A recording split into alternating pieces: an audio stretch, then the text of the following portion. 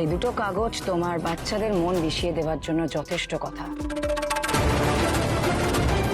নিজেকে তৈরি কথা ধারাবাহিকের আজকের পর্ব। ধারাবাহিকের শুরুতেই আমরা দেখতে পাই অগ্নি রান্না করছে আর তার ভাই ভিডিও করছে। হঠাৎ করেই সে ভিডিও করা বন্ধ করে দেয়। খাবারে কোনো একটা উপাদান দিতে ভুলে গেলে সেটা আনতে যায়। তখন অগ্নি ভাবে কথা যদি কোনোভাবে সত্যিটা জেনে যায় তাহলে সে আমাকে ভুল বুঝবে। দৃশ্য পরিবর্তিত হলে জেল থেকে চিত্রা বেরোয়। জেলার তাকে বলে এখন বাকিটা জীবন ভালোভাবে কাটান আর পাপ কাজ করবেন না।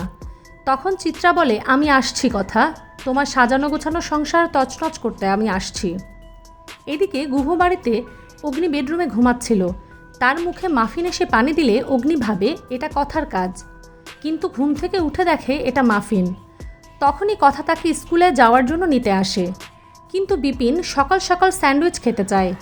এই নিয়ে কথা আর অগ্নির মধ্যে কথা কাটাকাটি হয়। তখন রুমে চিকি আসে। তারপর চিকি মাফিন লুকিয়ে লুকিয়ে চকলেট খায়। কথা দেখে ফেলে, তারপর সবাইকে বকা দেয়। তারপর কথা চিকি আর বিপিনকে নিয়ে মন্দির ঘরে আসে। তখন রেখা বলে এত জলদি বাচ্চাগুলোকে কেন ওঠালে? জনি বলে কথাই ওদের সকাল সকাল ওঠায়। সবাই পুজোতে ব্যস্ত, ওদিকে চিকি আর মাফিন সব প্রসাদ খেয়ে ফেলে।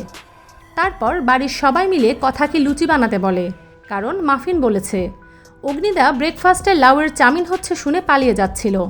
তখন কথা এসে বলে আজকে লুচি রান্না হচ্ছে। এরপর দৃশ্য পরিবর্তিত হলে চিত্রাকে দেখানো হয় তার হাতে কিছু পেপারস রয়েছে। সে বলে এই পেপার দুটি তোমার সংসারে আগুন লাগিয়ে দেওয়ার জন্য যথেষ্ট। এই কাগজ দুটি তোমার বাচ্চাদের মন বিষিয়ে দেওয়ার জন্য যথেষ্ট। তোমার জন্য আমাকে পরিবারের সবার সামনে অপমানিত হয়ে জেলে যেতে হয়েছিল। আমি আসছি কথা। এখানেই আজকের পর্ব শেষ। দেখা হচ্ছে আগামী পর্বে।